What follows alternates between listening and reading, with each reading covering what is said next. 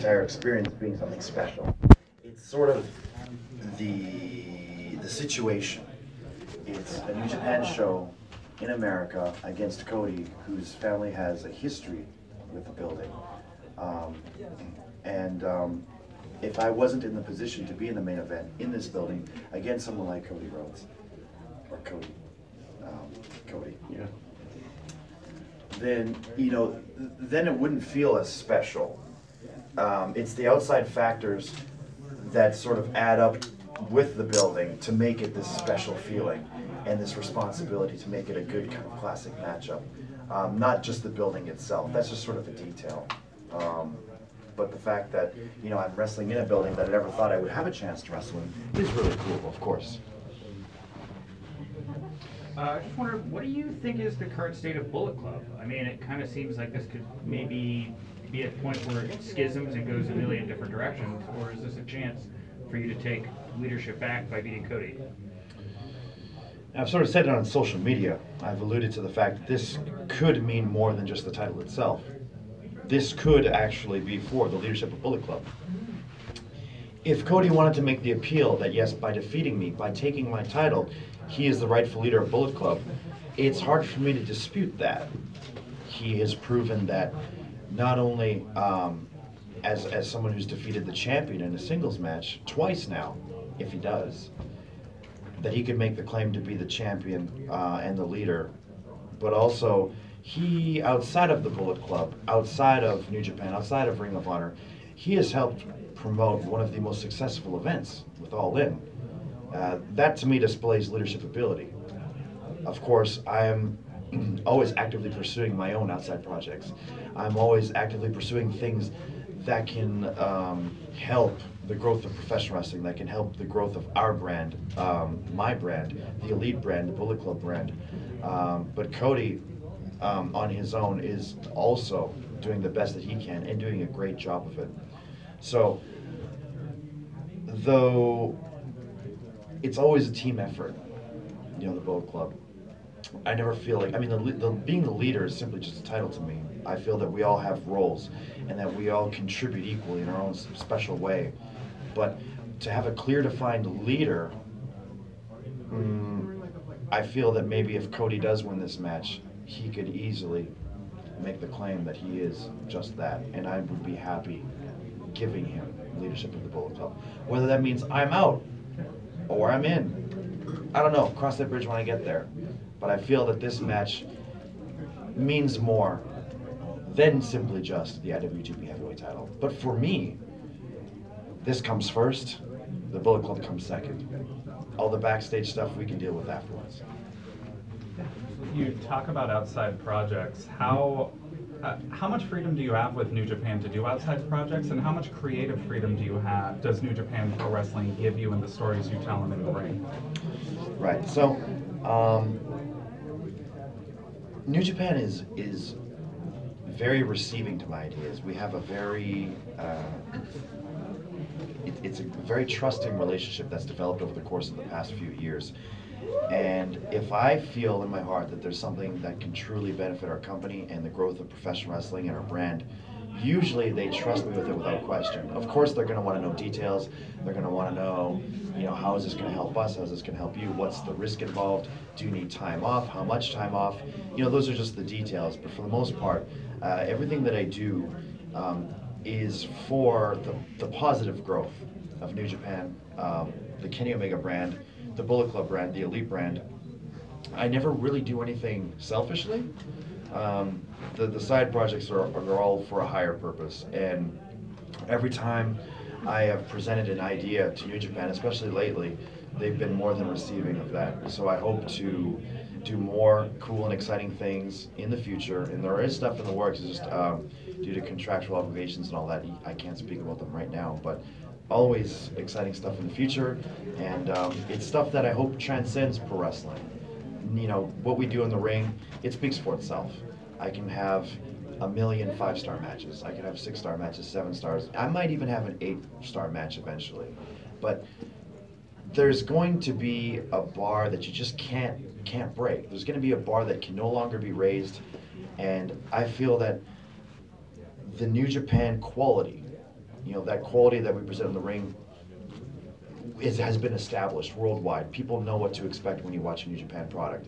And now I think it's time for us to reach beyond that and show that we're more capable than just being guys that tell good stories in a ring, that can wrestle in a ring. Because, I mean, you look at other sports, look at golf, you look at soccer, you look at football. A lot of their top superstars, they're doing things outside of their sport, and they're representatives for, you know, name whatever product. And you know, that's how they extend their brand, that's how they extend their reach. And it also gives them the ability to have their voice be heard in other communities and give you the floor to extend a positive message. And I think maybe not so recently, but pro wrestling was kind of viewed in a negative light. And when you hear the word professional wrestling, there's negative connotations that go behind that. So I think now, as professional wrestlers, we could be sort of the inspirational athlete again. We can be people that, you know, have a positive message for the community. We can be people that help, you know, other children and people and athletes and everyone out there striving to be the best person they can be. And I think we can do that by sticking to what we do in the ring, but I also think we can do that in other things as well, in other forms of media. Kenny, tomorrow's the perfect Yes. storm of exposure. Yep. Jim Ross calling, it's live. That's right. It's, I think in terms of North American fans, it's such a great opportunity to expose them to your product. Mhm. How were you preparing differently tonight, tomorrow morning, tomorrow afternoon? Can you kind of walk us through, I mean, is there a stretching routine? Do you put your headphones on, you listen to music? What do you do before the match, especially pro wrestling, pro basketball, doesn't matter. This is a big opportunity. That's true. Curious how you prepare. Yeah, so of course nutrition is always important. You want to make sure that you're taking in the proper nutrients and that you're hydrated and so on and so forth. Of course, feeling physically fit and being physically capable of doing what you do is very important. I have to make sure that I'm limber. I have to make sure that I'm going to have the energy in the tank to do what I have to do. What I do in the ring is very dynamic. I go from 0 to 100 very quickly. It's tough to kind of ease into my style of wrestling. So before even the opening bell, I have to make sure that I can recruit those fast twitch muscle fibers on a moment's notice. So the preparation beforehand is very important for what I do in the ring. Of course, in New Japan, we have such a wide variety of styles, so everyone's going to give you a different answer. I'm sure the way I prepare is much different than how someone like Zack Sabre Jr. would prepare. But for me, who kind of relies on his explosiveness in the ring, I have to make sure that I'm not going to blow a gasket, you know, the first time I have to do a sprint or whatever, or a leap or something like that. So the physical part is of course important. Mentally, that is the more complicated part. Generally up to this point, I sort of have that moment of silence, where I can collect my thoughts and make sure that I'm prepared mentally. But especially for the American events, we're always kind of slammed with media and various interviews and fan events and so on and so forth, that we don't really have those moments of silence. We can't really find, you know, that place where we can retreat to collect our thoughts. So we have to, for example, if I'm more used to having, you know, a 12-hour window before a match to find that place, you know, that window becomes 24 hours before, and I only have a 1 hour window to find it. But that's sort of the challenge, you know. I'm trusted with this responsibility to carry this belt.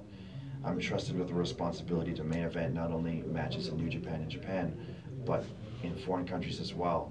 And if you have to find that place, you do whatever you can to get there. And there's really no excuse. You can't, if I bomb, if I have a stinker, I can't just say, hey man, it's because, you know, I was doing all these interviews and such. Just no, it's not going to carry any weight. You just have to evolve. You have to find ways to be that guy. And if you can't be that guy, there's someone else who's chomping at the bit to be that guy. And I've made the appeal that I wanted to be that guy. So regardless of the situation or the scenario, I'm going to make sure that I can be. No headphones, no music? You know what? Yes. When I'm alone, especially for the G1, headphones and music, yeah, I'm always listening to something because I'm absolutely alone. I know Mick Foley was David Allan Coe's The Ride. Is there one song that you can't play on repeat? Actually, believe it or not, lately the song that's really been kind of getting me going was someone that's kind of a famous, I don't know what you'd call him, like a nerd rapper. His name's Mega Ran. Sure. Real cool dude, yeah. He remixed the Golden Lovers theme, and I've been listening to that, and it's been just badass. And the way he's put together the lyrics, I'm like, yeah, this guy really gets me, and it kind of gets me in that zone. So I've been listening to, like, you know, when I'm brushing my teeth or doing my hair or whatever, I got the Mega Ran Golden Lovers remix on repeat. So, and I urge everyone to check it out if they can. Kenny, Mega Ran's very associated with video games. Of course. And now you and the Bullet Club, you've been associated with Street Fighter. Now you have the association with Pac-Man. Mhm. How does it feel for the greatest faction in wrestling to be associated with some of the greatest video game properties of all time?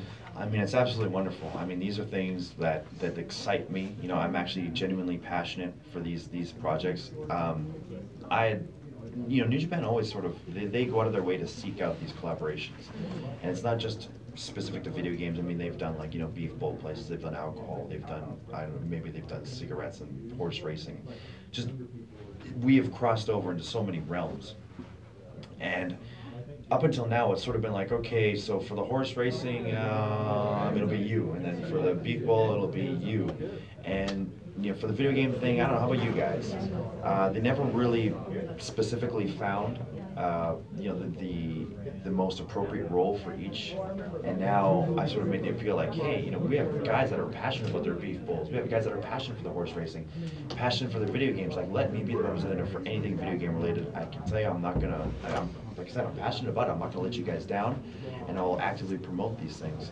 So the crossover with the video game stuff, I'm very happy to announce that, you know, we'll be doing more in the future, and there's going to be some big things in the future. And what's cool about that is like, I'm able now to somewhat take the reins. It's not just the company who are seeking these roles for me. They're kind of giving me the ball and saying, here, just you find stuff. You let us know if you can find anything. And then from there, you know, we can have the business meetings to hook everything up. And like I said, I can't announce things as of right now, but there's some exciting things in the future that, you know, New Japan is going to be involved with, and I'm going to be involved with, or Bullet Club or Elite. And it's been nothing but a pleasure to work on them because it's what I like to do. Kenny, real quick. You're originally from Canada, and you've made your name over in the Far East. Now you're bringing the title from New Japan over to North America and defending it here. Mm-hmm. How does it feel to, you know, make your name over there and now be a representative of that company in your home continent while defending the world title? You know, for me, I'm now I'm Japanese citizen, but, you know, Canadian-born Japanese citizen. So I feel like, you know, where is my home? It's I feel like there's multiple homes, and especially when I go to a new country, the reception is always so warm. That place instantly feels like home. So for me, there's no added pressure or there's no added responsibility to carry the belt to another country and feel like I have to perform better for this place or this place or this place. Every place to me is a priority, which is why I insisted on having a title match here in America. If we ever go to Canada, I'm going to insist on having a title match. I want every fan that follows New Japan Pro Wrestling, that stays up late, you know, because the time zones are so wacky. I'm going to want to give them the best possible product. One thing that I sort of regretted in the past Long Beach show was that, you know, we didn't have enough title matches. I was able to main event the show with the Golden Lovers against the Young Bucks, but I sort of felt like, you know, why didn't Okada force the issue? You know, we should be defending the belts at these shows. We shouldn't make these feel like house show appearances. Because they really are special. We never get out of the country that much. I mean, sure, we're doing it more often now, but it's still, like, you know, once every 2 or 3 months. So I think each and every one of these performances should be important, and they should feel important. And, you know, fans that do travel a long ways to watch these shows should feel like there's something at stake. So as long as I'm champion, I'm always going to push to have a defense on these shows. We have to, I'm sorry, sorry, I think can I we're ask gonna you to go? pull him, I'm so sorry. But is it a real quick question? It's a quick question. Okay, real quick. With New Japan announcing more shows in the U.S. later this year, if you could pick one city after those shows are done to go to next in the U.S., where would it be? I mean, this might sound strange, but maybe a place like Alaska. Like it's and the reason why I say that is because it seems like geographically that would be the most difficult place for inhabitants of Alaska, citizens of Alaska to travel outside of to get to. So like I said, I feel like if we're already making the strides to visit these new and exciting places, I want to make it so that it's as fair as possible for everyone to get to the places that we're going to. Of course, we can't travel to every state, we can't travel to every country, but for ease of travel and to kind of spread our wealth, so to speak, it'd be cool to do that. And I'm not sure how much wrestling is in Alaska. I know they do have independent promotions, but for me, that sounds exciting. I think we would reach a lot of new people, and the people there would probably also appreciate it as well. All right, well, thank you, Kenny, for your contribution, Chris. We're going to be seeing them again tomorrow. I'm sure everybody's going to be there tomorrow. You'll see these guys. 10. You guys can share that mic. Right. Okay? Go at it, guys. All right. I have questions. A lot of people in this little room. Yeah. It'll get warm in a second. So what's the next Pokemon on your list? There's a hat, or a Pikachu with a hat on or something like that. Yeah, the red hat. But I have no service here, so I can't find it. Yeah, being the elite cinematography has been growing by leaps and bounds. It's changing the game. The same way Colt Cabana changed the podcast game, Young Bucks are changing the YouTube and Hot Topic game. What game do you guys plan to change next? Oh man, Pokemon Go. I didn't even see you here, Kevin. How are you, by the way? Good, sir. How are you? I don't know. It's hard to say because we knew we were going to get into the YouTube aspect of things.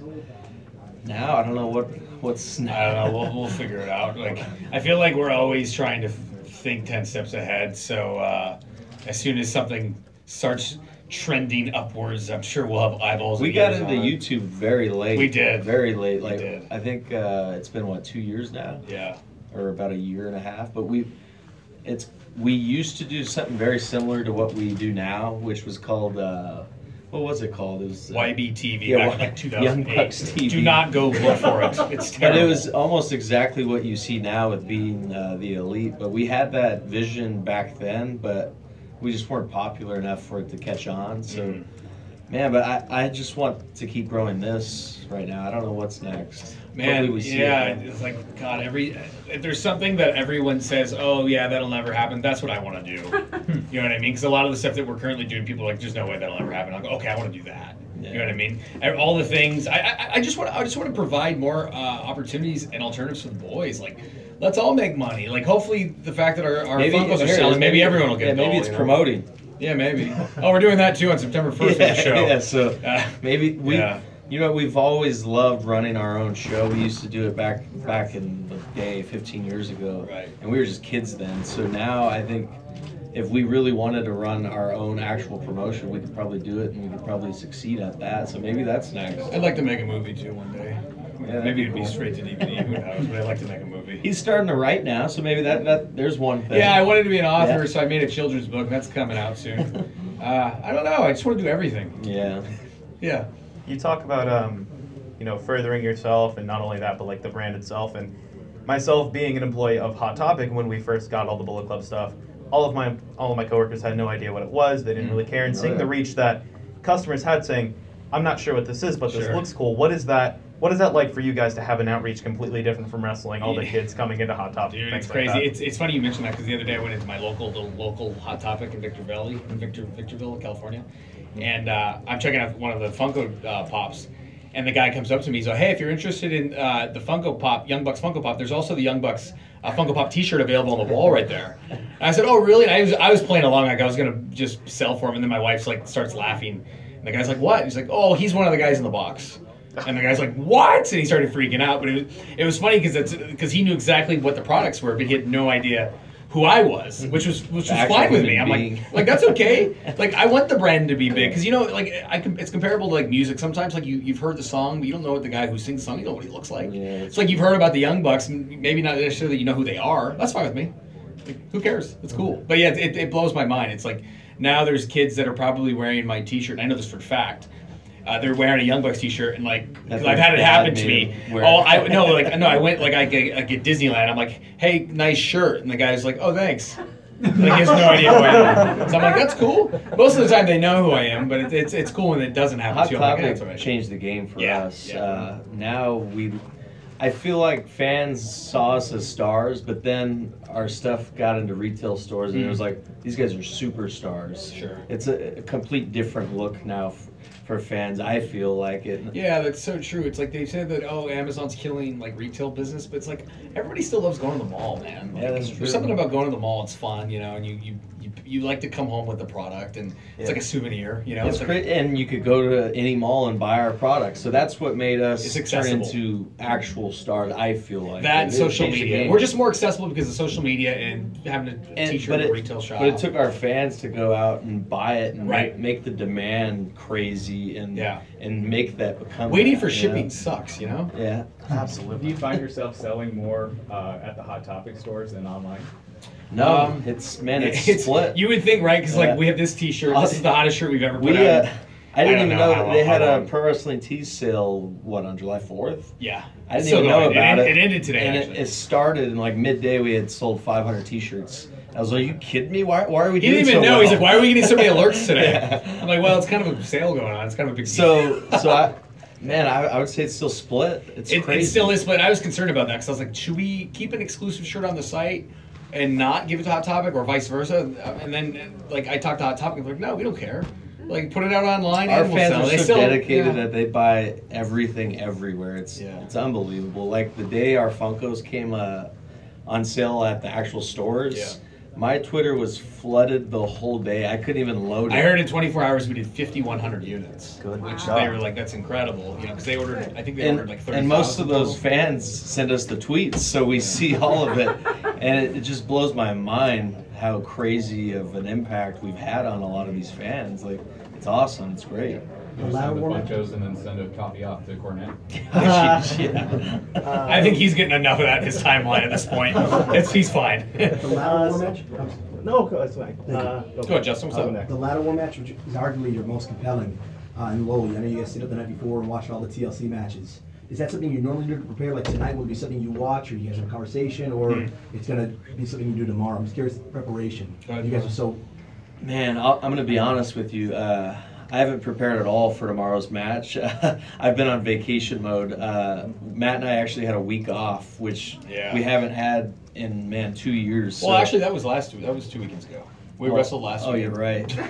I'm still on vacation mode. Obviously, you could tell. So we were just in like Baltimore, right? So I'll be honest, I'm not really prepared for tomorrow, but I probably will watch the last match we had with these guys at Dominion, just to try to get some ideas. But I have thought of nothing for tomorrow. So. I've thought of a little, like, man, I'm so on about wrestling and writing, being the elite stuff. Like, I have insomnia. At this Wrestling point. comes last now, too. Sure. It kind of does. The actual moves and to stuff. the point where Matt actually annoys me backstage. I'm like, come on, let me just focus on the match. No, we got to get this skit film. Yeah, I'm like, we're filming Being the Elite. Yeah. Dude, what are you thinking right now? To the point where it's annoying. Like, I gave Being the Elite a separate call time last week, and that really made everyone pretty upset, actually. One more Yeah, question. yes. and then Matt can Okay. get the- So, one of the most fun part about seeing you guys grow as like the Young Bucks brand is seeing you guys just conquer different sorts of branding and stuff like the T-shirts, like the Hot Topic, like the Funko Pop. So, what is either realistic or your dream next step in the Young Bucks brand, like a video game, it's a good ice question. cream or something? At this point, I used to think everything you named was unrealistic. Yeah. And now it is. So it's almost hard to think of something that can happen. Yeah. Maybe we have our own TV show next. Maybe. Like I wouldn't think that's impossible now because we've done so many weird things like on our own. So maybe that's it. Or, I personally would like to turn my book into a series. So like every character on Being the Elite gets their own book. I think that'd be fun. Our initial pre-orders are really strong, so I think that's probably an option. That'd be one, like for the near future for me. That'd be a fun thing. We've had offers for Being the Elite on TV, but we haven't really ever accepted anything because we like the creative control on a lot of things that we do. So, and we don't care about money as much as people think. And we like to have our fingerprints on everything that we do have control over, so it's hard to just give away something like that. But who knows? Maybe a TV show if we can get the contract You right. could probably, you could probably do like what's that thing, like Punk'd, or eat a super kick. Sure. And I mean, and you ask us what's what's in the future. Who knows, man? Like, Of course. contract season's coming up. We don't know what we want, and I can't ever say we're never going to go. I'll just say it, the WWE, the three letters everybody's afraid of saying. We don't know. Like, we don't know what we want. Like, if the right offer comes, we got to at least entertain it. Like, we're family men, we're fathers. We got to do what's best for our families. And that's basically what it comes down to, I think, at this point. So. Since you brought it up, what was up with WWE following you on Twitter after? I don't know. I saw that. I have a really good Twitter account, so I don't blame Maybe them. that's why. Yeah. But Matt and I followed WWF right after that. As a little laugh for, for the two of us. A few people got that one. I think. Not many got it though. Very few. The pandas? Yeah, that one. Actual at WWF. Yeah, that bit kind of bombed, I think. Yeah, it did. Meanwhile, they're hosting a marathon for us tomorrow. They guys did Yes, a we great are. job. That's right, They we were are. just Yeah, we sat in the studio for 8 hours. Can you believe that? We were 8 hours at the Access. I don't think that's No, real. it's not It wasn't real. 8 hours. We peaked about an hour footage. One take wonders. It's fantastic. Yeah, that was a blast. That was fun. I'm excited to see it on TV tomorrow. So. Yeah, that'd be good. Yeah, tune in. I got one more. Any updates on who you guys might be wrestling at All In? I know there's. It changes every Yeah. day. Yeah. I gave you a new match today, maybe. I gave you a new match. You gave me a new one, and then Cody sticks with the same one. Yeah, I don't know. It's changing every second. Yeah, It's so weird. not sure. We're not married to it yet. We have our. Man, actually, no, that one changed too. I was about to say we have our main event plan, but that changed I too? think it's changing. So everything is changing. I wish everyone knew the million moving parts going on. And that's why we announced Marty and Okada, because we're like, we need some matches that. I didn't even won't want to change. announce that because Yeah. who knows, you know? Yeah, so I probably in the next couple weeks we'll know for sure what we're doing. Yeah, So we're getting there. It's narrowing stay down. tuned for that as well. Is there any chance, guys, that fat ass Masa may become lean, ripped Masa at some point? If you got on that Young Bucks diet. and That'll training take a few program? years for him.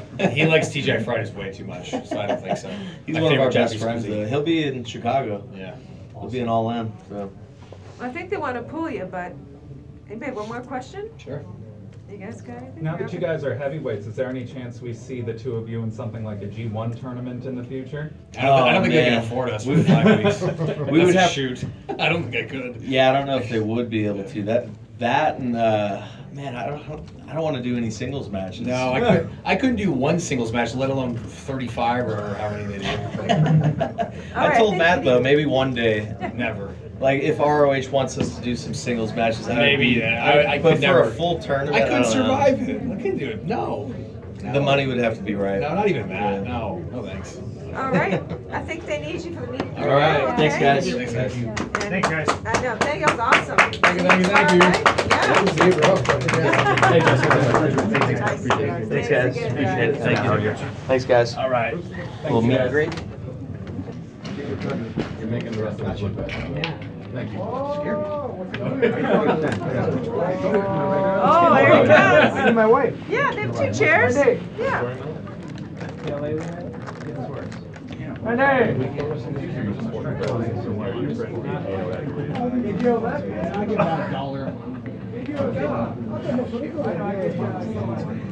We keep it. Just keep ignoring it.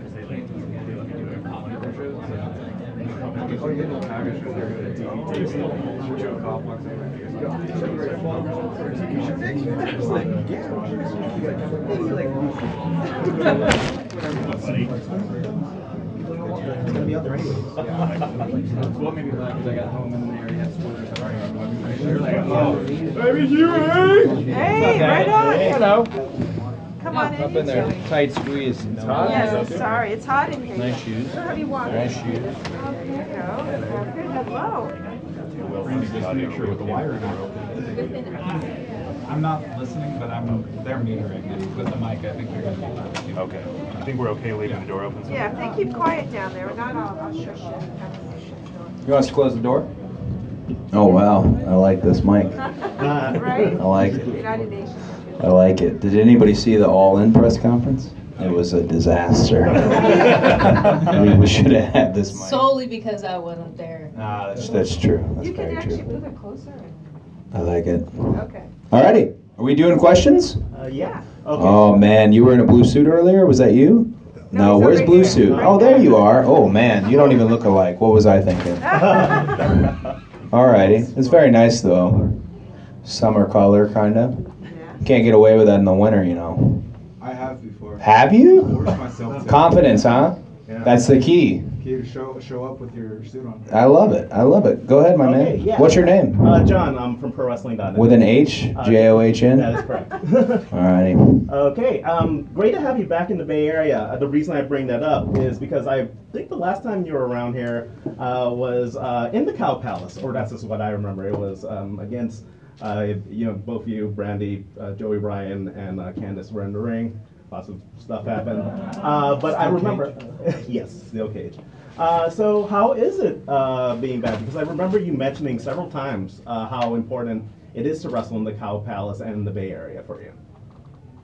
Well, I mean, wrestling historians will tell you how important this area is. It's gonna sound, I don't know if this is off-putting or if it's a little bit more just realistic, is San Francisco reminds me a lot of where I come from, and when I say that I mean Atlanta.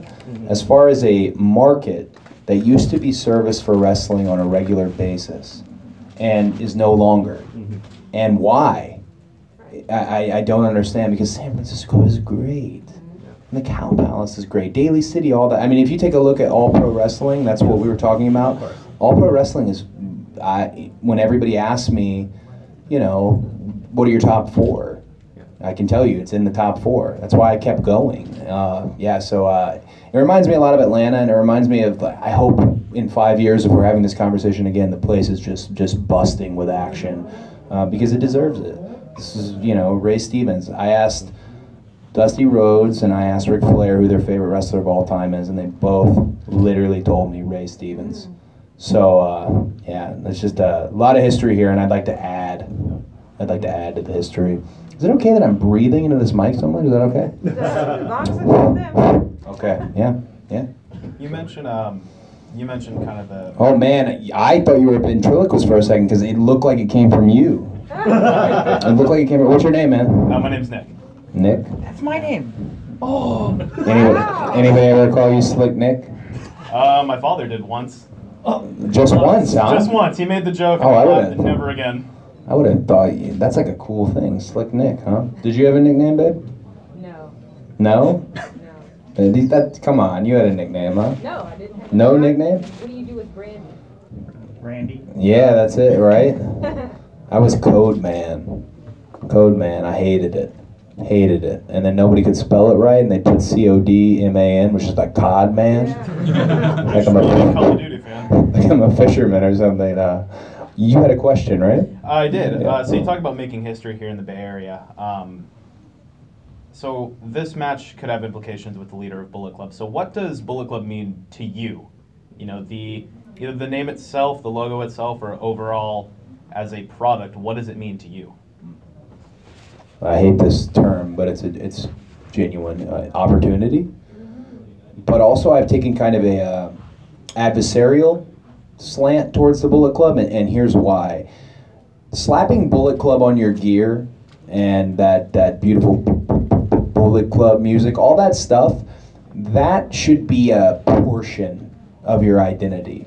A portion, not your entire identity. If you're just in the Bullet Club, well, basically you're just saying, well, I was second to, Finn Balor, and I was second to AJ Styles, and now you'd be saying I was second to Kenny Omega. When I was asked to join the Bullet Club, I wanted to make sure I joined the Bullet Club, and I added my brand, I added my identity to it, and that's why I fell in with the likes of Matt Nick, Kenny, Hangman, Marty, and that being the elite type crew, because that's a small portion of everybody's identity. Everybody wants to keep going, and they're very proud of it. I love it. I think if I really think about when they asked me to do it, it didn't fit at all, and now I feel like very fitting. You mentioned the sort of the smoke and mirrors. Whoa, I know hey, you. Buddy. Are you Baby Huey or I'm is he Bimbo Baby? Jimbo. You're You Bimbo named me, Jimbo. Speaking of identities. We did an interview. We've done many interviews. But you did one of the longer Stardust interviews, Yes, huh? sir. Yeah, but So this one won't be. Well, you guys were getting ready to move, so. This won't be near as entertaining. No. Did we mind meld? We did. We docked. Oh. It was incredible. Man. Wow. Oh God. That's a couple minutes of that time. What the hell was I thinking? Did I read your mind? You did. All bad things. Stardust had them powers, man. He did. What's your question, bud? You were talking about sort of the smoke and mirrors and the wrestling media and stuff like that, maybe some of the criticism you face. Do you sort of, I mean, just this rise that you've had and all the success, do you take sort of special pride in proving those people wrong and sort of anything like that? Get a little bit extra something going for that? Well, I think we don't like to be negative, right?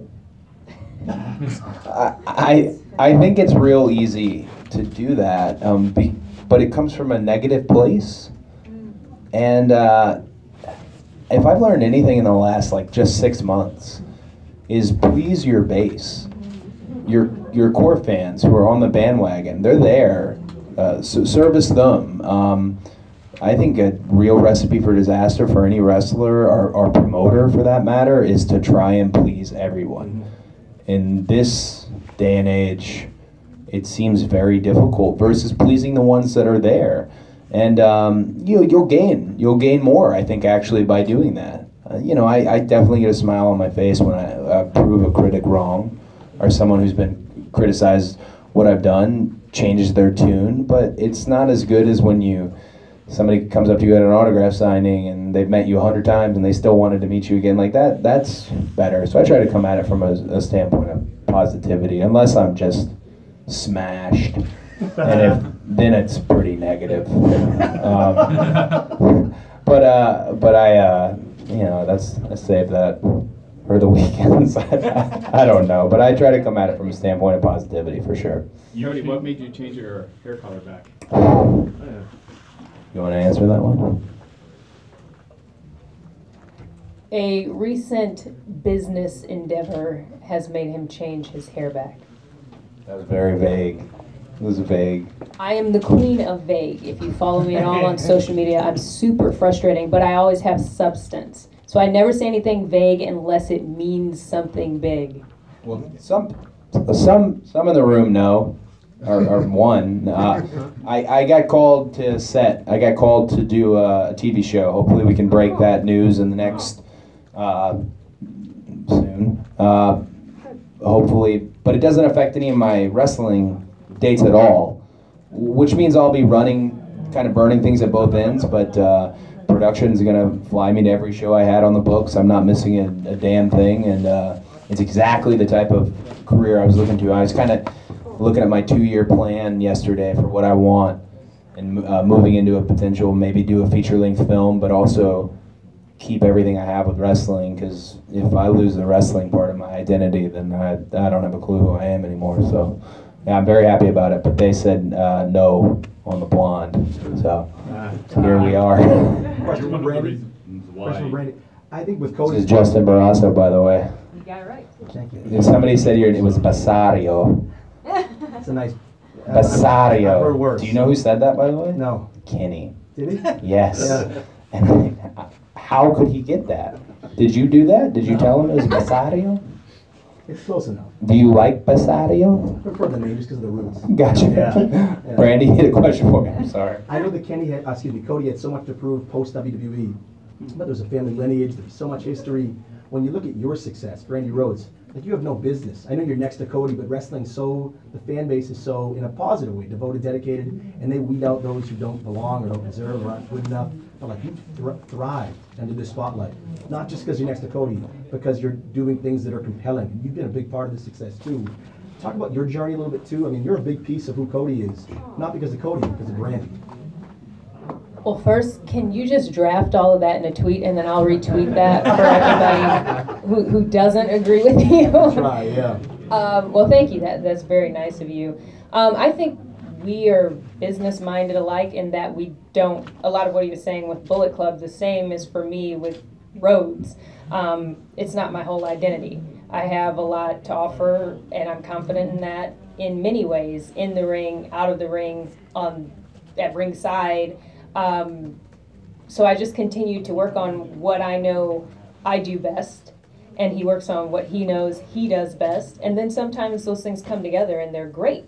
But I've learned early, when, like you said, when you try to do too much for too many different people, there's no way to please everybody. I know that in wrestling, what's important to me is I have to like it, and a lot of people don't, but a ton of people do, and they see the vision, and they appreciate it, and they see the work, and that's worth so much more than one person who just isn't going to like anything I do, because they're just not going to like what I do in general. So Wrestle Kingdom the highlight, or something you did in the ring? Well, Wrestle Kingdom definitely is one of my highlights. One of my biggest highlights was wrestling myself at Kurikan Hall, and then my collarbone was broken, I think, 2 days later, so that kind of sullied that for me a little bit, but it still was, that was my best in-ring day ever. Show them the medal. No, we're not going to do that. There's the x-rays online. How's your shoulder holding up right now? My shoulder is completely healed. It has the metal plate in it, so eventually that's going to come out, which I kind of wanted to keep that because I thought that that was cool, but I'm very bony up here, so it sticks out, and it's not for everyone. But yeah, I'm healed, so when the worthy occasion arises, I'll be back in the ring. You've been responsible for part of the resurgence of the indie scene and building it back up to where people actually give it the credibility that it hasn't seen in quite a while. How does that feel to be the face of this when Cole Cabana has been out there for a while, Kenny, yourself, and the resurgence of essentially the territories? Ooh, loaded question. Territories is such a scary word.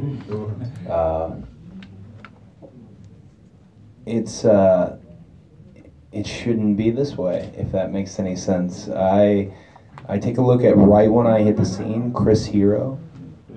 That was independent wrestling, and he was tearing the house down everywhere and just elbowing people's faces off, and just a stud, just so entertaining, so dynamic. And I bring a very different front to what I do. So to even hear that question is really flattering. But for sure, if I'm a product of all the things that currently surround me. I'm very confident in how hard I work. You know, we have this saying, I'll get on the treadmill next to anybody and outrun them. But some people just have God-given talent. Matt and Nick, God-given talent. And you're talking about Cole Cabana, the king of, do it yourself. And then Matt and Nick followed. I'm just a product of that, and I think right place, right time. Even though it seemed like, coming from where I was, it seemed like the complete wrong place. The fact that you asked that question. Right place, right time. And I think this is only gonna get bigger. I think it's only gonna get bigger. I hear people a lot say, like, wrestling's not as popular as it used to be. Man. You know, some Shawn Michaels told me once, and it's just true. He said, you know how you'll know if you're over? Go to Disneyland and see if anybody stops you. And I think, I thought he was, because then he went and told me that he can never go to Disneyland, and he's swamped. Okay, we get it. But I've never been more noticeable in terms of that feeling of celebrity than now, which is, it shouldn't be that way. I came from the biggest brand in the world, and they're the house that built me, and I thank them for that, but it's a sign of the times. I think, to answer your question, that's all I am, is a sign of the times. Whoa, a lot of hands. Whoa, Will, you're in the back there. Hi. Will, what's your question? After the match that Kenny and Okada had at Dominion, do you feel a lot of pressure following that match and following up on it? Are you putting a lot of pressure on yourself to perform up to that standard? Well, I didn't get to eat anything I wanted to eat on the 4th of July because I was dieting, so that was like I always put a lot of pressure on myself. I do. I know that's a kind of cop-out answer, but I value everything I do. And I came from the school of opportunity, which, as we know now, is kind of BS. Not everything is an opportunity. But I'm aware. I watched Okada Omega from the curtain. That's a match that will live on for quite some time. It's very special, and it's a sign of the times itself with what's going on, the amount of people that have seen it. But I put pressure on me to do the best me. I'm not Okada. I'm Cody Rhodes, and I think he's just as valuable, and that's what I bring to the Cow Palace tomorrow. But I'd like to be the best Cody Rhodes I can possibly be, and I train really hard. I train like I'm still in wrestling school for this wonderful industry. So I'm not worried about what they did. I'm just looking forward to what we're going to do. You and Kenny kind of scored off last weekend. You guys had head-to-head events between New Japan and Ring of Honor in the main event. I just want to know, did that have any effect on you as far as like pushing yourself to maybe compete with him directly like that, or just what went through your head knowing that you guys were in the same, time frame competing at that time? No, I was happy with what Kenny was able to do with CEO. I monitored it really well just because I'm also promoting a show this year, and I want to see how he did. And it's a historic building, but actually a difficult market that he was in. I don't want to get so far ahead of myself. I don't want to be so full of myself that I'm looking at things on that level. Sometimes I got to strip it away and just say it's wrestler versus wrestler. I'm doing one show. I'm not at the level to call myself a promoter yet. And I get what you mean as far as the levels, but there's just choice in the world now. So much good choice. You could choose to watch that. You could check the GIFs out on TDE if you wanted to. You could choose to watch on Honor Club what we were doing. I think when I'm out there, there's nothing better than me, and I really mean that. Fair enough. Cody. So. Baby. Hey, baby. Baby Huey. Baby, you know Baby Huey? Yeah. You want to know why? He is? Big fan. You're, is it a thing? Yeah. No, Her dad's a big. actual Baby Huey. Who is actual Baby Huey? Cartoon character. Yeah. You named him Baby Huey. You didn't. I didn't name him. Oh. You named Oh, I thought it was. He named Bimbo Jimbo. Oh. Okay. I thought Baby Huey was like a penis related name. Is it not? No. Oh man, I'm sorry. Okay. I'm taking Baby Huey named after the cartoon character. Yes. Absolutely. What is your question? So New Japan Pro Wrestling right now has a lot of momentum going, and they're now expanding here in North America. Third show already up here in San Francisco. I know you said you're not the promoter yet, but with that mindset and even the business mindset, what do you want to see New Japan Pro Wrestling to keep doing, to keep this momentum going and keep expanding here in America? New Japan Pro Wrestling is you can tell this just from walking in the locker room on day one. They're extremely organized, and they're extremely confident doing what they know they can do. I guess I'd like to see them take a bit of a chance. You don't see New Japan take that many gambles because it's already a guarantee, especially over in Japan. Osaka Joe sold out. The Tokyo Dome attendance continues to rise. But I'd like to see, I think we'd all like to see, what does New Japan Pro Wrestling look like, not just in San Francisco, but what does it look like in Chicago? What does it look like in New York City? Kind of put your money where your mouth is, and you're all here, you already know this.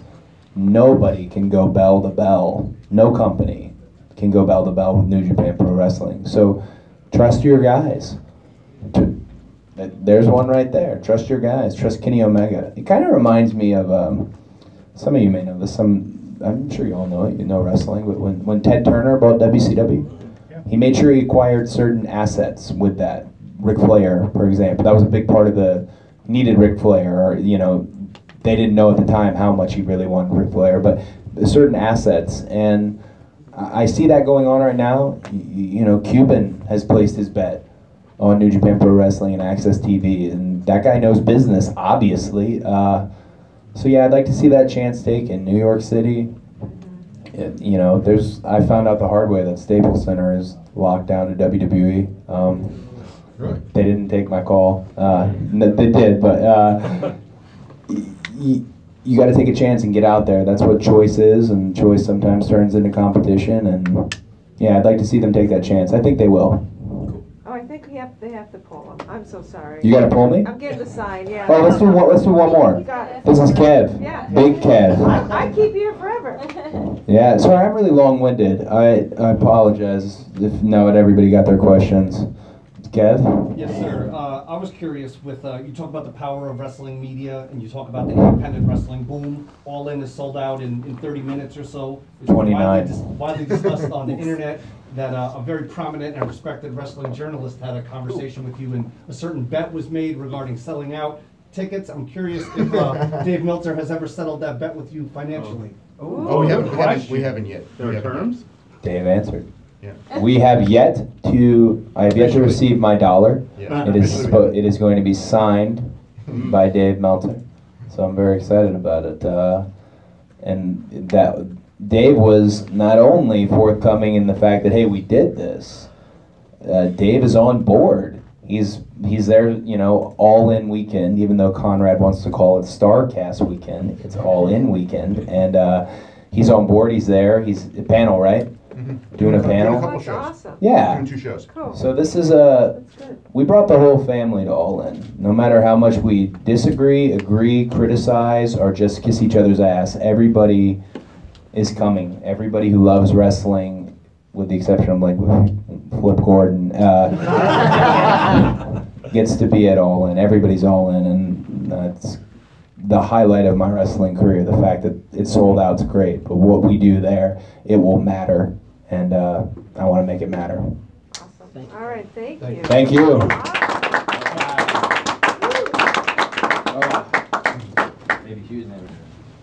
Hey, you guys. Let's go first. Do you think that Juice Robinson has any kind of mental advantage being from North America? No. No. What do you think about representing the United States? Was there a second part of the question? I know I cut you off, but was there more you going for there? No, that was pretty much, I was going to ask, how you felt about somebody coming in on their home turf, if that gave them any kind of an edge against you. No, if we want to talk about having mental advantages, I think I've easily got it. Look at his hand and everything like that. Look at his track record in championship matches. I think that outweighs the fact that we're doing this in the States. I've wrestled in the States plenty of times. So no, it's not going to play a part on me. What do you think about representing the United States, that championship? I think you're all very lucky to have me here to do it, basically, and you're all welcome. What did you do for Independence Day as the United States champion? I was in a pool with my dog and other dogs, basically. So yeah. What was it like breaking into wrestling in New Zealand compared to being on top of the world right now in New Japan? I didn't break into wrestling in New Zealand. I think I've done this a bunch of times in interviews. I did wrestle in New Zealand until after I'd been to New Japan. I started in England. There was little to no wrestling scene in New Zealand, so I left to England and started there. Went to New Japan, and it wasn't until a couple years later that I actually had a match in New Zealand. Wait, you probably get asked this question a lot, but it's probably an ever-evolving answer. Who is Switchblade, and what is Switchblade all about? Switchblade is exactly what I put in front of you. It's exactly what I say and do. There's a lot of times that I see people making comments that, oh, he did this one time, so the next day he should be saying things like this or doing things like this. No one has control over what I say or do other than myself. People say they think Switchblade should do this.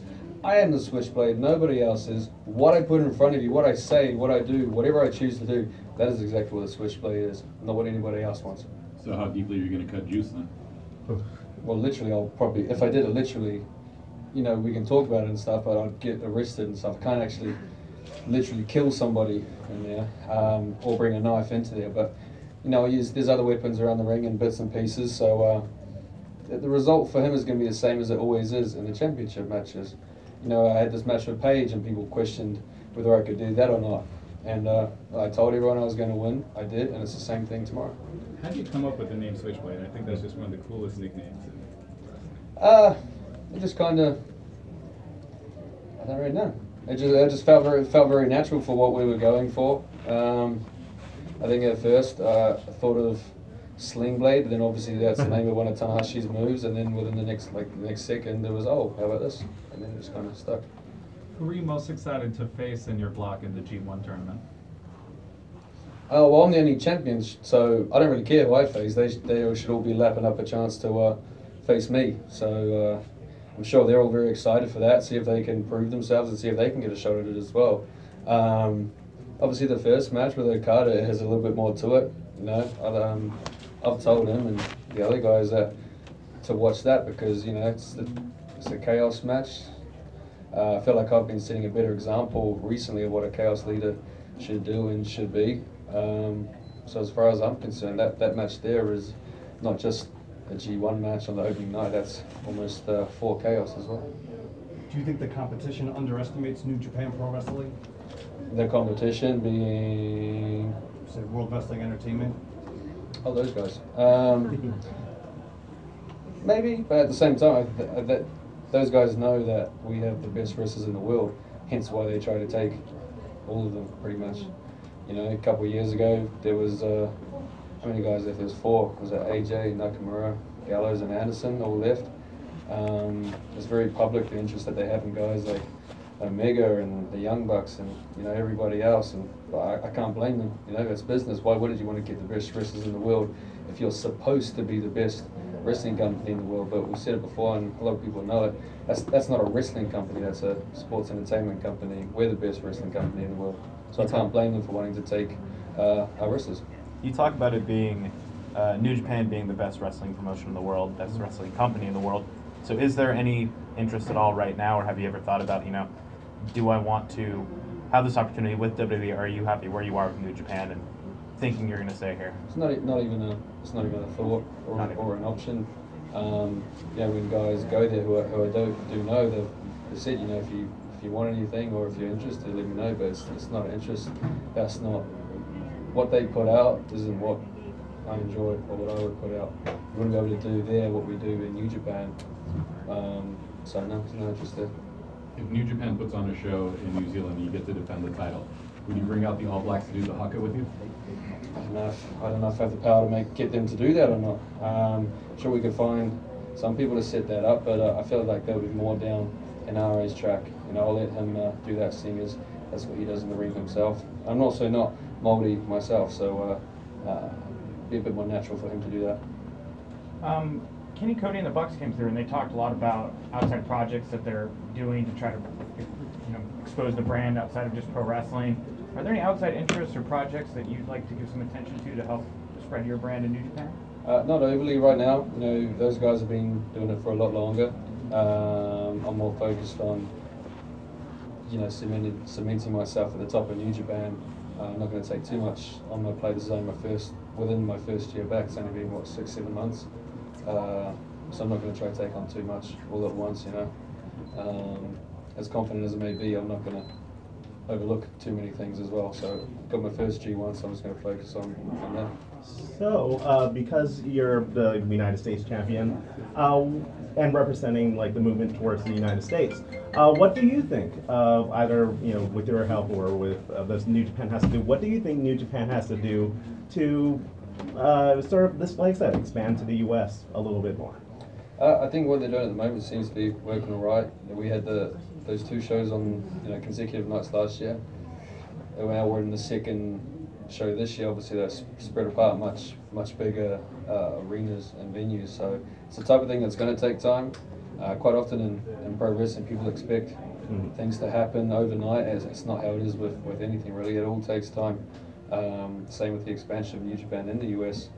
So I think the way they're going about it seems to be going pretty good so far. We're just going to have to see where it goes. The fact that they've got so much more English content, got the commentary, you've got guys like Kevin Kelly there. I think that's a huge factor as well. It makes it more appealing for English-speaking fans to watch when they can actually understand exactly what's going on. Especially when there's things like, if there's any guys that are doing Japanese, talking in the ring in Japanese or things like that, if they can get the translation, they can actually feel like they're watching it and actually really a part of it. What went into the selection of such a badass suit today, man? You look good. That's basically it. And you look good, so it just, yeah, put it all on. Yeah. Have you gotten to experience any of the tourist destinations that San Francisco has to offer? No, I flew in yesterday and haven't had too much free time since then, and I doubt we will before we go as well. We got this today, shows tomorrow, fly home the next day, and I've got 2.5 days before going back to Japan for the G1. So yeah, it's all a quick turnaround. And even just before this, we were in England and I had 2.5 days at home in between. So yeah, it's not a lot of extra time. So you stated that you've only been back for a couple months, 6-7 months. How important was your time away from New Japan Pro Wrestling?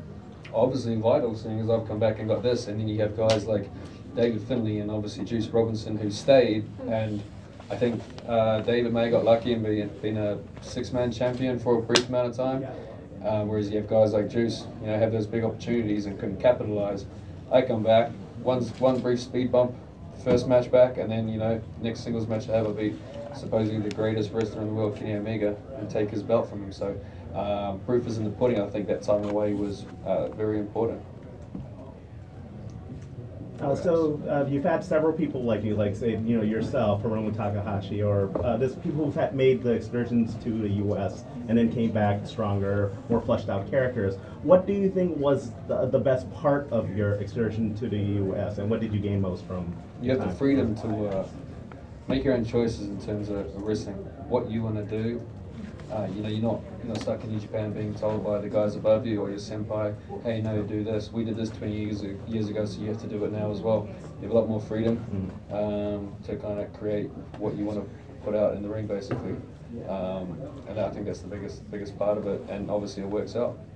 Takahashi he's the champion right now in the juniors, and I've obviously got this as well. You have guys like Evil who went away a while ago now, but he's been IWGP heavyweight tag champ and they have a big match as well, so it clearly works out for those guys.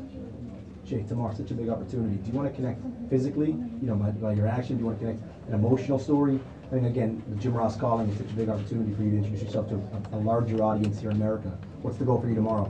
The goal is to walk in with us and walk out with it. I don't care what the fans think about me. I don't care if they have a fun time watching our match. That's not what it's about for me. What it's about for me is having this on my shoulder at the start of the night and the end of the night, throughout the G1, being on top of the end of the G1. I don't care about the fans' feelings at the end of the day, because it's not what is important to me.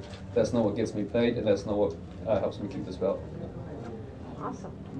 All right, I think they want you. I think you're done here. All right, thank you. All right, thank you. We'll all be here tomorrow watching you.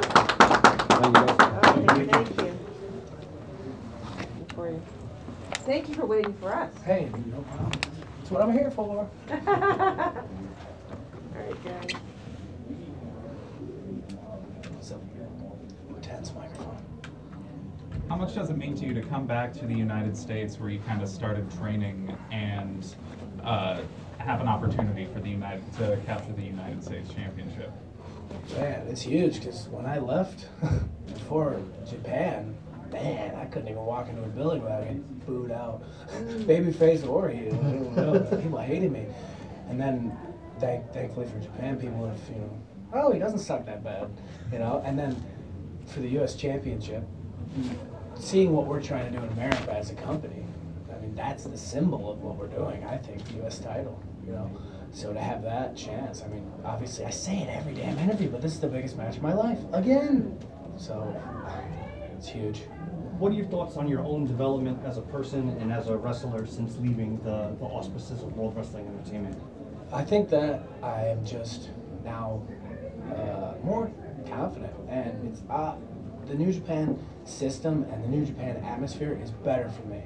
I don't do really good when I'm like, oh God, if I walk to the right here, I might get fired. I can't perform like that in a thing where you have to be creative and be yourself and let your personality shine through. That's what pro wrestling is, right? I can't do that when I'm scared if I'm gonna get fired. I just remember always constantly judging myself as I was doing things, you know what I mean? Outside of my head, watching myself, oh, that sucks. And it's just not for me.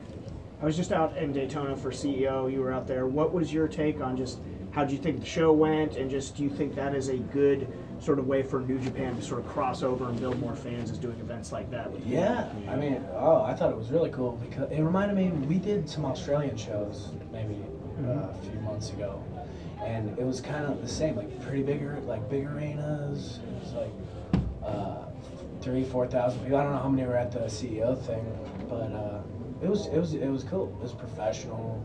It was in Daytona, but yeah, there's a crossover obviously with people who love video games and people who love pro wrestling, and it was great.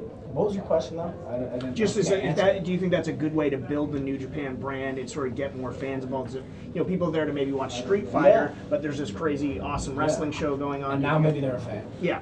So yeah, anytime you can get more fans, yeah, I think it's great. You talk about getting more fans. After leaving WWE, what does it feel like to kind of look back? Have you ever looked back at your matches with the WWE and thinking, man, who in God's name is that? To where are you now thinking, all these people that looked at me before have seen this new side of me, so what does that feel like? I don't watch anything that I did in NXT because I just wanted to go away.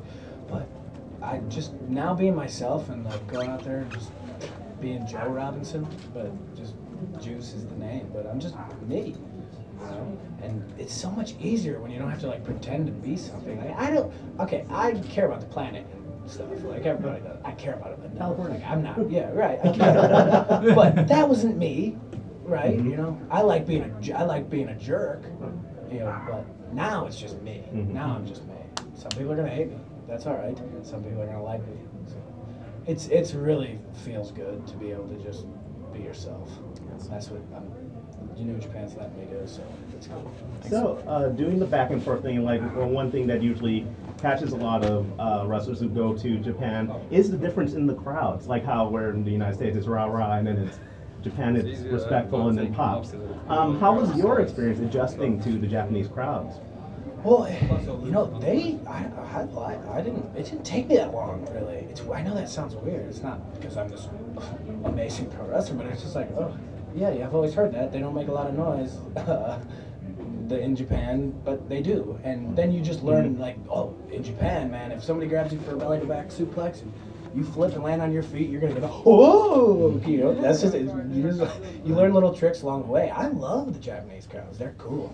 And, like, even when something bad's happening to me and it's hurting and stuff, they feel it and they know it, and you can hear like the noise that they give off is so cool. No, and I always thought of it as like this an elevated because I grew up in half Asian, half American family. No, it's just like a respect thing, and that's what I thought. As far as the audience, very polite. Yeah. And the other thing, everybody knows what we do and what it is, right? They want to go along for the ride. Get lost. That's what I like too. You know, and they love that. They're here. Oh, we're gonna watch. They know it's a show, but it's they want to be polite, and I don't know. It's how I think pro wrestling should be. How I wish it was everywhere. Well, you know, U.S. crowds are cool too.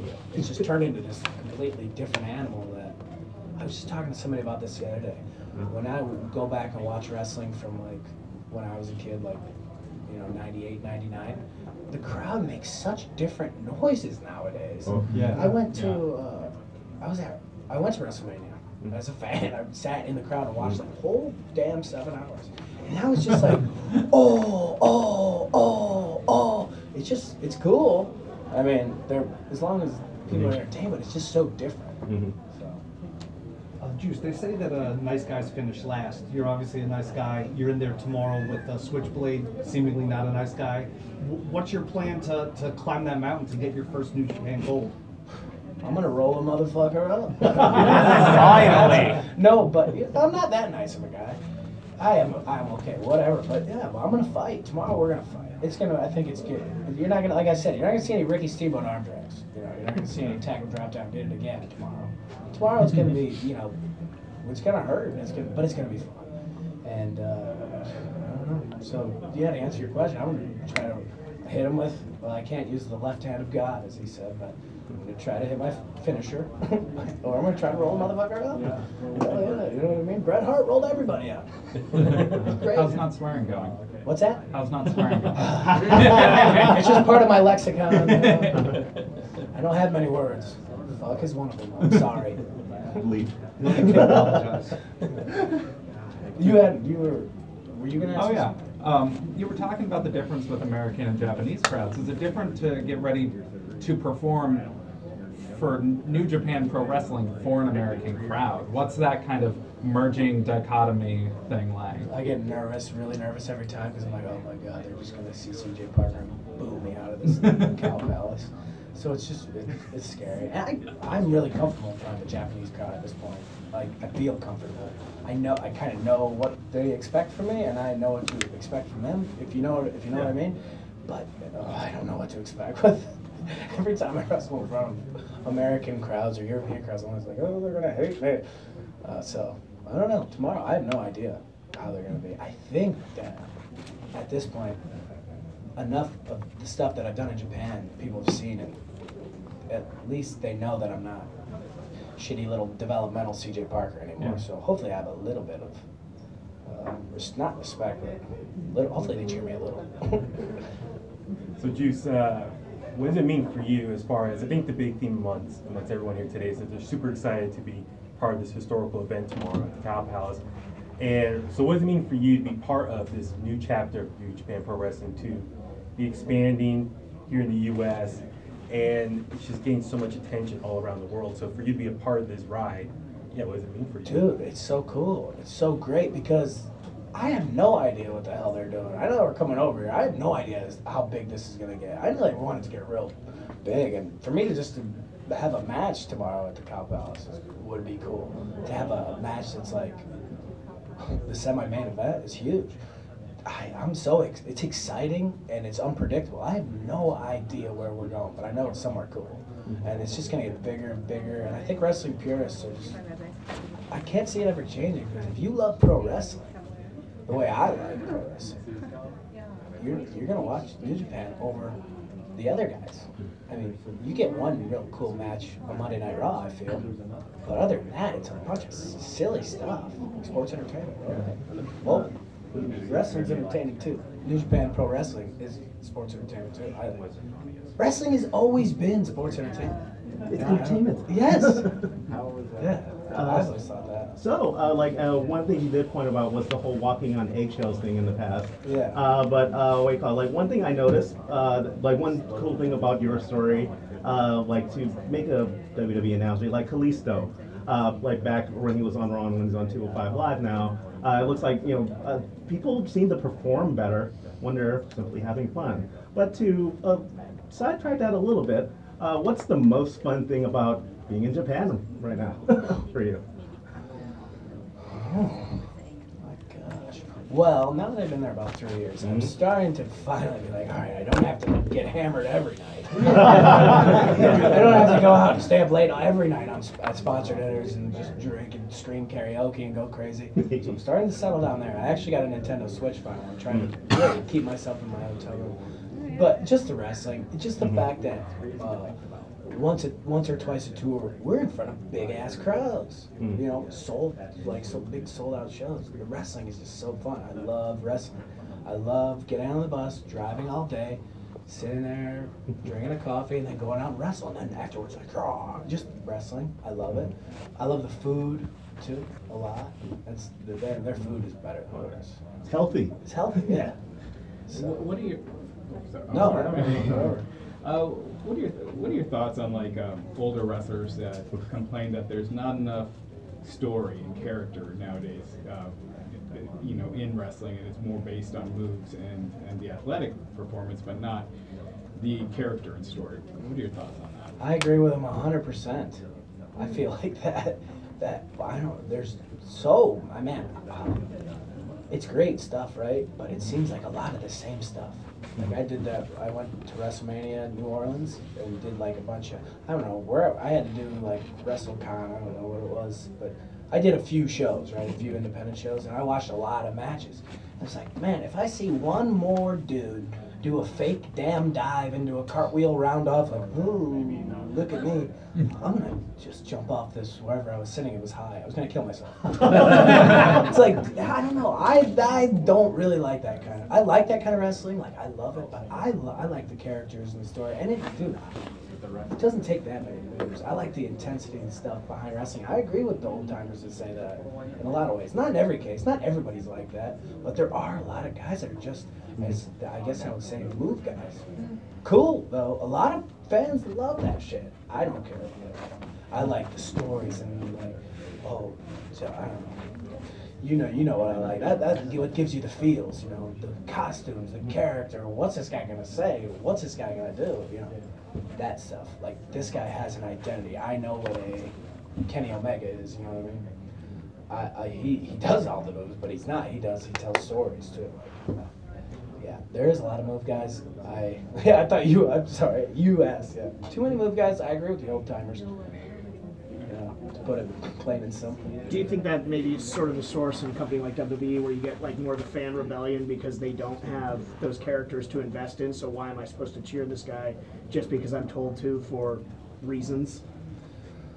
Man, I think that the big thing with maybe that WWE is they're not letting just. It seemed like when I used to watch, like Stone Cold got over and then he was the guy. Yeah. It wasn't like, you, the handsome 6'4" guy in the back who's jacked as hell, you're gonna be the top guy, and regardless of what the audience says, we're just gonna make you the top guy. We're gonna do it until they accept it. Well, I don't know if that works. I think it's better off just like, okay, everybody go. Oh, this guy's getting over. These guys kind of aren't. This guy's really getting over. Maybe this guy should be the guy that we push. That's what I think. I don't know if I even came close to answering your question. No, you did. But I think that's kind of the problem with it.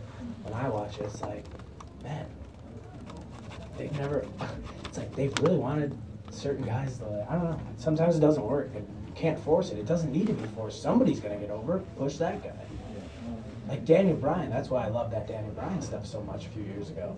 Man, he refused to not be over. Eventually they were like, fine, you will be in WrestleMania in the main event. Oh, we can't deny him any longer. You know what I mean? And that's good shit. Who do you feel you've learned the most from in the ring so far in your young career? In Japan? Overall. Oh, it's got to be Tanahashi.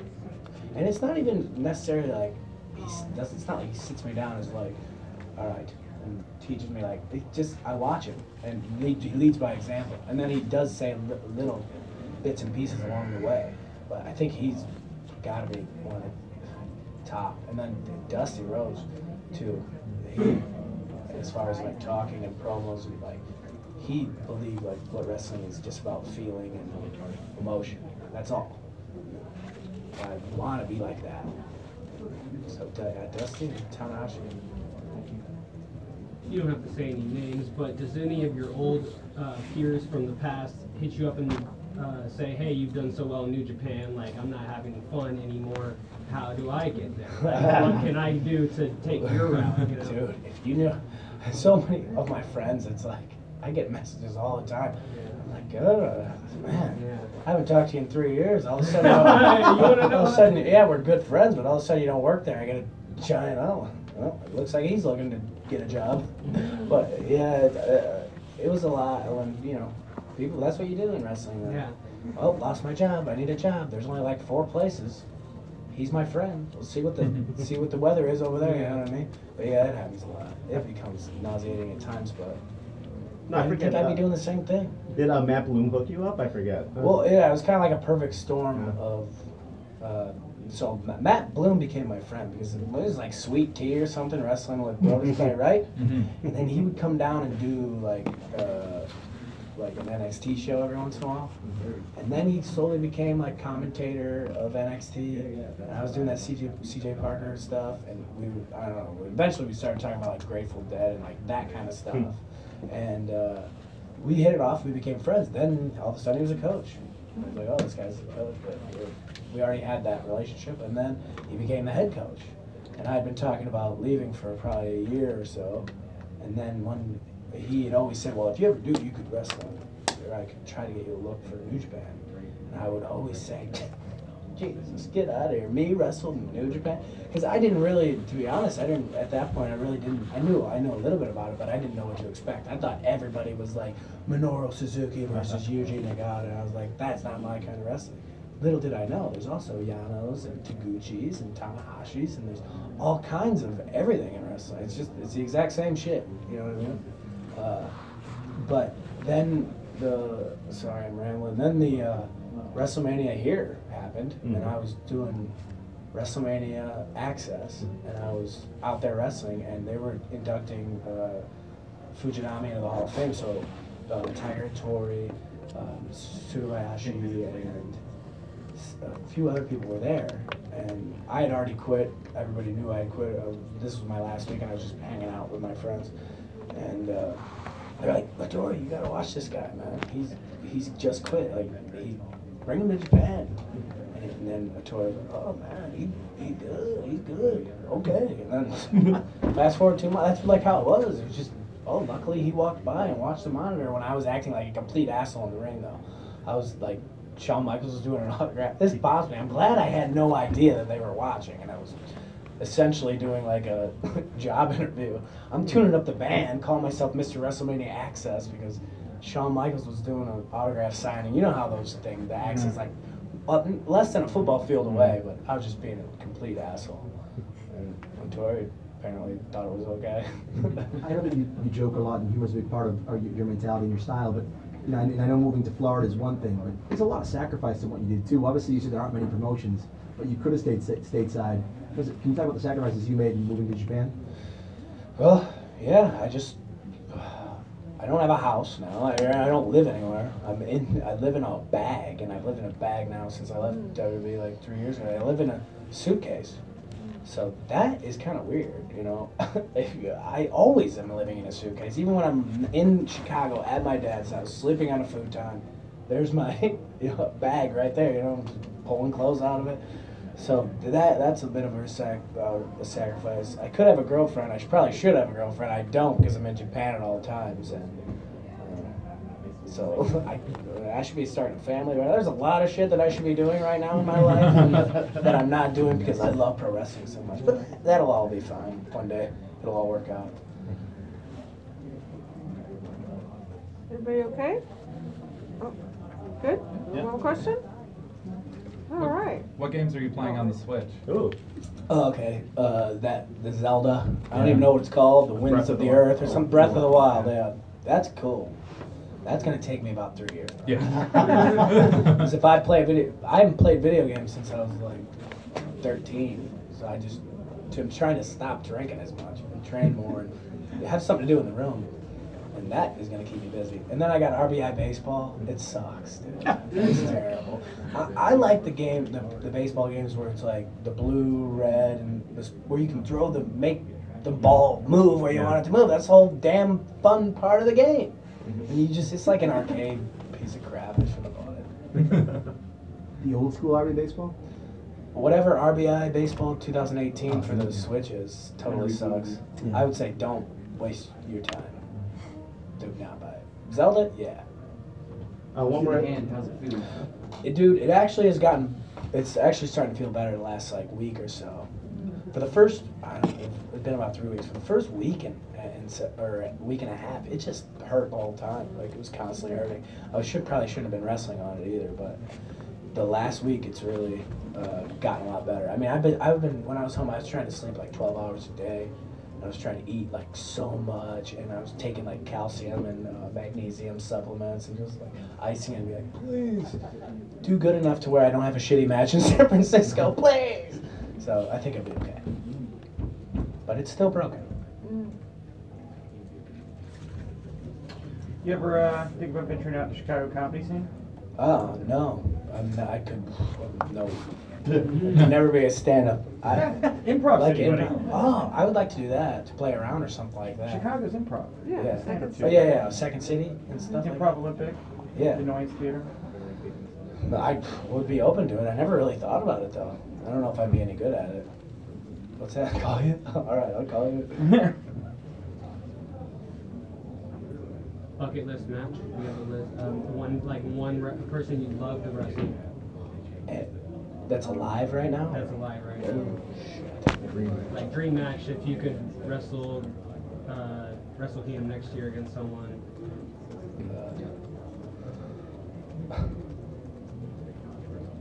Okada, sure. Yeah, he's the main man, right? Anytime you're wrestling him at Wrestle Kingdom main event, you're doing good. Yeah.